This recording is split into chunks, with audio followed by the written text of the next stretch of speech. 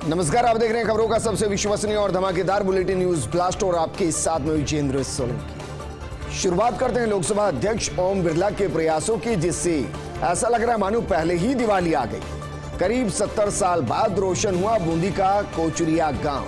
जरा सोचिए, आजादी के बाद यहां बिजली नहीं थी। तकनीकी कारणों से गांव में विद्युत लाइन अभी तक नहीं पहुंची थी, लेकिन ओम बिरला ने प्रयास किए और प्रयासों से 2 दिन पहले गांव में विद्युत लाइन पहुंच गए, यानी कि गांव बिजली से रोशन हो गया। कोटा आकर ग्रामीणों ने स्पीकर बिरला का आभार जताया, क्योंकि जो आजादी के बाद से पीढ़ी दर पीढ़ी उस जलते बल्ब को नहीं देख पा रहे थे, वो सुखद एहसास क्या रहा होगा। उस एहसास को स्पीकर के पास आकर आभार जताया गया, अपने लोकसभा सांसद के पास आकर आभार जताया गया। ग्रामीणों ने अब की विद्यालय का भवन बनवाने की मांग। बिरला ने कहा कि कोशिश रहेगी कि जल्द मिले स्कूल को अपना भवन, यानी कि पहले बिजली और अब पढ़ने के लिए भवन। ओम बिरला अपने संसदीय क्षेत्र में बेहतरीन काम कर रहे हैं। और अब बात करते हैं कांग्रेस कार्य समिति की बैठक, यानी कि CWC की इनसाइड स्टोरी। जानकार सूत्रों के हवाले से खबर है, बैठक में मुख्यमंत्री गहलोत ने किया पुराने दिनों को याद। राहुल गांधी के साथ बिताए 10 महीनों को याद मुख्यमंत्री अशोक गहलोत करते नजर आए। आपको ध्यान होगा कि राजस्थान की कमान संभालने से पहले मुख्यमंत्री अशोक गहलोत AICC में संगठन महासचिव की जिम्मेदारी संभाल रहे थे और संगठन महासचिव रहते राहुल के साथ लगातार गहलोत के दौरे नजर आते थे, यानी कि एक से दूसरी जगह वो राहुल गांधी के साथ जाते थे। गुजरात विधानसभा का चुनाव, जिसमें अशोक गहलोत ने बाकायदा प्रभारी रहते हुए बीजेपी के पसीने छुड़ाए थे, उस दौरान भी दोनों ने एक साथ प्रचार किया था, यानी कि राहुल गांधी और अशोक गहलोत। बैठक में मुस्कुराते हुए मुख्यमंत्री गहलोत बोले और कहा कि उस दौरान राहुल जी के साथ कॉफी भी पी और ढाबे पर बैठकर खाना भी खाया। राहुल जी से अपील करता हूं कि वो एक बार फिर से कांग्रेस की कमान संभाले, यानी कि 2019 से पहले जिस तरीके से वो कमान संभाल रही थी, एक बार फिर से कांग्रेस की कमान को वो अपने हाथों में ले, कांग्रेस को अपने तरीके से चलाए। वहीं सितंबर 2022 में मिलेगा कांग्रेस को नया राष्ट्रीय अध्यक्ष। आज 5 घंटे CWC की बैठक चली और उसी में से खबर निकलकर सामने आई। CWC बैठक में कांग्रेस संगठन चुनाव पर मोहर लग गई है। इसी साल 1 नवंबर से चुनाव प्रक्रिया शुरू हो जाएगी। सबसे पहले सदस्यता अभियान की शुरुआत होगी, इसके बाद ब्लॉक, जिला और PCC के चुनाव होंगे। सबसे आखिर में CWC और AICC के चुनाव कराए जाएंगे। कांग्रेस राष्ट्रीय अध्यक्ष का चुनाव सबसे अंत में होगा। मोटे तौर पर राहुल गांधी ही कांग्रेस के अध्यक्ष होंगे। मुख्यमंत्री अशोक गहलोत ने राहुल के नाम का प्रस्ताव CWC में रखा था।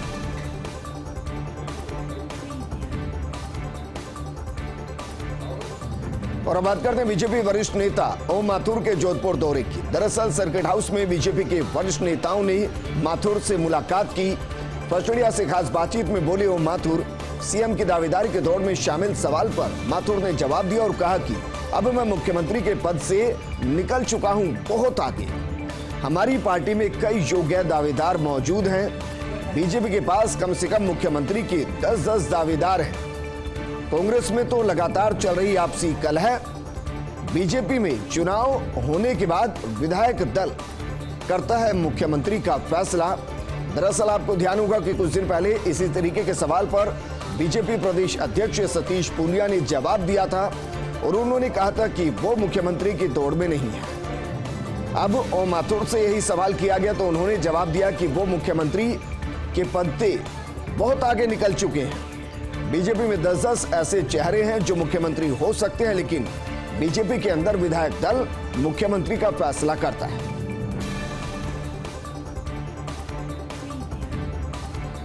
वहीं सबकी नजर आज CWC की बैठक पर नजर आई।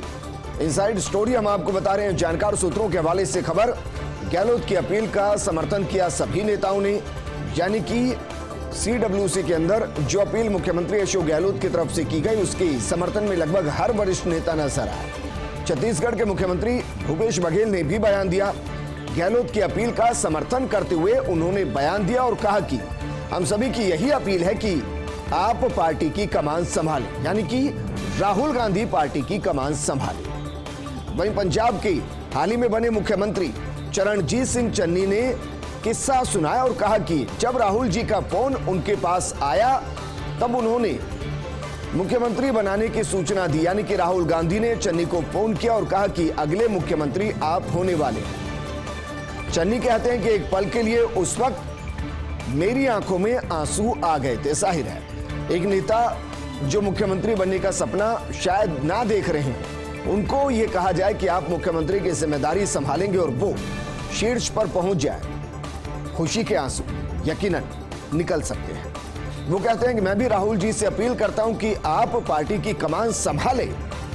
मीटिंग में कुल 38 लोगों ने अपना अपना संबोधन किया। दरअसल समय की कमी के चलते सभी लोग मीटिंग के अंदर नहीं बोल पाए। प्रियंका गांधी ने भी राहुल से कहा पार्टी को लीड करने की बात। हालांकि आनंद शर्मा ने कुछ प्रस्तावों पर संशोधन की बात कही। बेहद सौहार्दपूर्ण वातावरण में आज वर्किंग कमेटी की बैठक हुई, तो आज लगभग कहा जा सकता है कि सभी एक मत रहे। एक मत इस बात पर कि राहुल गांधी को एक बार फिर से पार्टी की कमान संभालनी चाहिए। सब अपने अपने किस्से सुनाते नजर आए। मुख्यमंत्री अशोक गहलोत ने उस वक्त का किस्सा सुनाया जब वो संगठन महामंत्री हुआ करते थे और फिर महासचिव हुआ करते थे और गुजरात के चुनाव में बाकायदा राहुल गांधी के साथ प्रचार करने निकलते थे। कॉफी उन्होंने साथ पी, ढाबे पर बैठकर खाना खाया। इन किस्सों का जिक्र करते हुए अशोक गहलोत ने कहा कि एक बार फिर से आपको कमान कांग्रेस की संभालनी चाहिए। वहीं पंजाब के मुख्यमंत्री चरणजीत सिंह चन्नी ने किस्सा सुनाया। उन्होंने कहा कि राहुल गांधी का उनके पास फोन आया और कहा कि आप पंजाब की कमान संभालेंगे, आप मुख्यमंत्री बनेंगे। एक पल के लिए चन्नी कहते हैं कि उनकी आंखों में आंसू आ गए थे। उन्होंने भी राहुल गांधी से अपील की कि आप पार्टी संभालिए। आज CWC की बैठक में कुल 38 लोगों ने अपना अपना संबोधन दिया। हालांकि संबोधन सबको देना था, लेकिन वक्त की कमी के चलते सभी सदस्य मीटिंग में बोल नहीं पाए। प्रियंका गांधी ने भी राहुल गांधी से कहा कि अब आपको पार्टी लीड करनी चाहिए। हालांकि आनंद शर्मा ने प्रस्तावों पर संशोधन की बात जरूर कही, लेकिन कुल मिलाकर अगर बात की जाए तो आज CWC की बैठक बेहद सौहार्दपूर्ण वातावरण में हुई और उस दौरान साफ संदेश दिया गया कि कांग्रेस के अंदर की जो बातें हैं, अगर किसी नेता में असंतोष है तो सीधा अध्यक्ष यानी कि सोनिया गांधी से मिले, मीडिया में जाकर उस असंतोष को जाहिर ना किया जाए।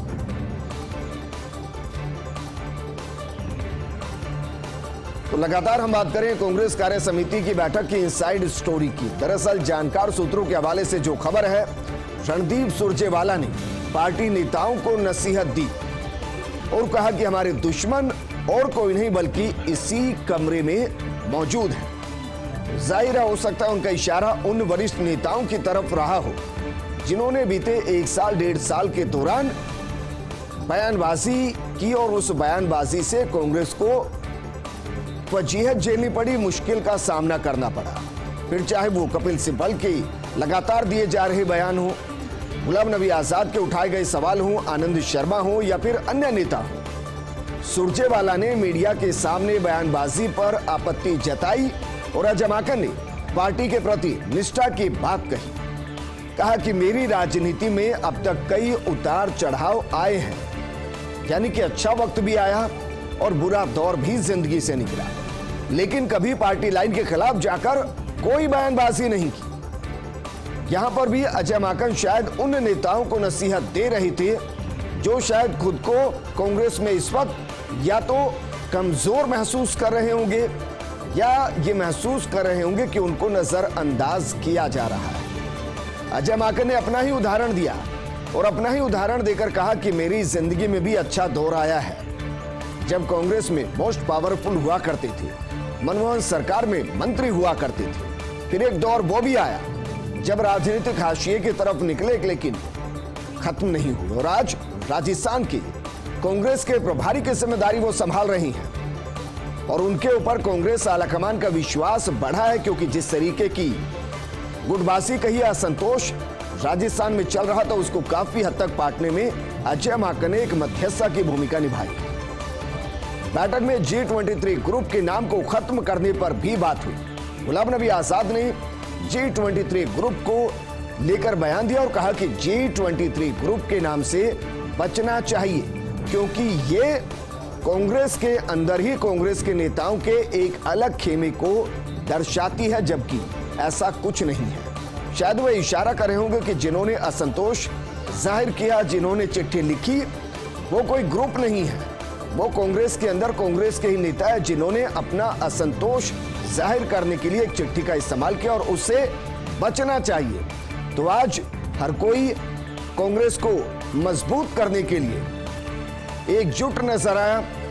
कई ने अपने उदाहरण देकर यह समझाने की कोशिश की कि एक पार्टी में बतौर नेता अच्छे और बुरे दोनों दौर को देखता है, लेकिन इसका मतलब ये बिल्कुल नहीं कि आप पार्टी लाइन के खिलाफ ही जाकर बयानबाजी करने लगे। अगर आपको लग रहा है कि आप नजरअंदाज हो रहे हैं, तो इसका मतलब ये नहीं कि आप पार्टी को कमजोर करने लगे। रणदीप सुरजेवाला ने जो बयान दिया वो बेहद महत्वपूर्ण, क्योंकि उन्होंने सीधे और साफ शब्दों में कहा, हमारे दुश्मन और कोई नहीं इसी कमरे में मौजूद है। प्रदेश के 2 विधानसभा उपचुनाव में निर्वाचन विभाग की पैनी नजर। दोनों विधानसभा क्षेत्रों में आयकर, नारकोटिक्स, आबकारी विभाग की सख्ती देखने को मिल रही है। अगर अभी तक की बात की जाए तो 39,53,000 से ज्यादा की जब्त की गई। अब तक 18,32,500 रुपए नकदी जब्त की गई है। अगर कल की बात की जाए तो 8,632 लीटर शराब जब्त की थी। वहीं अब तक 15,03,000 कीमत की 23,774 लीटर शराब जब्त की गई। अब तक 0.013 किलोग्राम ब्राउन शुगर, 5 किलोग्राम डोडा चूरा जब्त किया गया है। 1.05 किलोग्राम गांजा और 0.00252 किलोग्राम MD ड्रग्स जब्त किया गया है। चाकू, मैगजीन, कारतूस, बंदूक, पिस्टल और स्विफ्ट कार सहित अन्य आइटम भी जब्त किए गए हैं। सीईओ प्रवीण गुप्ता ने लगातार चुनाव तक सघन चेकिंग के निर्देश दिए हैं। कांग्रेस नेता धर्मेंद्र राठौड़ की फर्स्ट इंडिया से खास बातचीत और कहा कि वल्लभनगर और धरियाबद में जीतेगी कांग्रेस, यानी कि दोनों सीट जहां बाई इलेक्शन हो रही हैं वहां कांग्रेस विजयी होगी। मुख्यमंत्री गहलोत के कार्यों पर एक बार फिर से मोहर लगाएगी जनता, ये भी धर्मेंद्र राठौड़ ने कहा और कहा कि बीजेपी ने सहाड़ा में पीतलिया पर काफी दबाव डाले थे, लेकिन बुरी तरह से हार का सामना सहाड़ा में बीजेपी को करना पड़ा था। अब धरियाबद में कन्हैया मीणा पर दबाव डाल रही है बीजेपी, लेकिन यहां पर बीजेपी की हालत धरियाबद जैसी ही होने वाली है, या कहें कि सहाड़ा जैसी हालत धरियाबद की होने वाली है। राजपूत समाज के लोगों के सीबीआई की जांच से नाम हटाने की मांग है। आनंदपाल कांड की जांच में राजपूत समाज के लोगों के भी नाम जोड़े गए थे। धर्मेंद्र राठौड़ ने कहा कि बीजेपी नेताओं को केंद्र पर दबाव बनाना चाहिए। आखिरकार मुख्य धारा में लौटी सोनिया गांधी। कार्य समिति की कमेटी बैठक में सोनिया का दिखा पुराना अंदाज और मीटिंग शुरू होते ही पढ़ा दिया अनुशासन का पाठ। दरअसल G23 नेताओं को सोनिया गांधी ने साफ साफ शब्दों में सीधी सीधी नसीहत दी और कहा कि मैं कांग्रेस की पार्ट टाइम नहीं फुल टाइम प्रेसिडेंट हूं, इसलिए मीडिया में नहीं मुझसे सीधी आकर बात कीजिए। मैंने हमेशा स्पष्टता की सराहना की है, यानी कि क्लियरिटी के साथ मुझसे बात कीजिए। मैंने हमेशा ऐसे लोगों को अप्रिशिएट किया है जो सीधी बात करते हैं। हमें ईमानदारी से चर्चा करने की जरूरत है। पार्टी में एकता और अनुशासन दोनों बेहद जरूरी है। संगठन में आज हर कोई बदलाव चाहता है। संगठन चुनाव का पूरा शेड्यूल तैयार कर दिया गया है। पूरा संगठन चाहता कि कांग्रेस देश भर में एक बार फिर से खड़ी हो, लेकिन इसके लिए एकता, पार्टी हितों को सबसे ऊपर रखना बेहद जरूरी है। इससे भी ज्यादा जरूरत खुद पर काबू रखने और अनुशासन में रहने की। लेकिन सवाल तो यह भी है कि आखिर क्या है सोनिया गांधी के नए बयान के मायने। सोनिया ने खुद को बताया फुल टाइम कांग्रेस प्रेसिडेंट। क्या गांधी परिवार में सोनिया फिर से संभाल रही फैसलों की कमान, क्योंकि पिछले कुछ दिनों से राहुल ले रहे थे ज्यादातर फैसले। प्रियंका से राय मशवरा किया जाता था और उसके बाद राहुल गांधी फैसले लेते थे। सोनिया गांधी पर्दे के पीछे जाती हुई भी नजर आ रही थी, लेकिन आज एक बार फिर से सोनिया गांधी के बयान ने सबको चौंका दिया है। तो क्या फैसलों की कमान राहुल और प्रियंका से वापस सोनिया गांधी के हाथों में आने वाली है? सवाल यह भी है कि तो फिर ऐसे में क्या रहेगा राहुल गांधी का एटीट्यूड, क्योंकि राहुल हमेशा कहते रहे एक ही बात, उन्हें पार्टी के फैसले लेने का कंप्लीट फ्री हैंड चाहिए, यानी कि कोई रोक टोक नहीं चाहिए। लेकिन आज सोनिया के इस बयान से इस फ्री हैंड पर एक बार फिर से ब्रेक लगता हुआ दिखाई दे रहा है।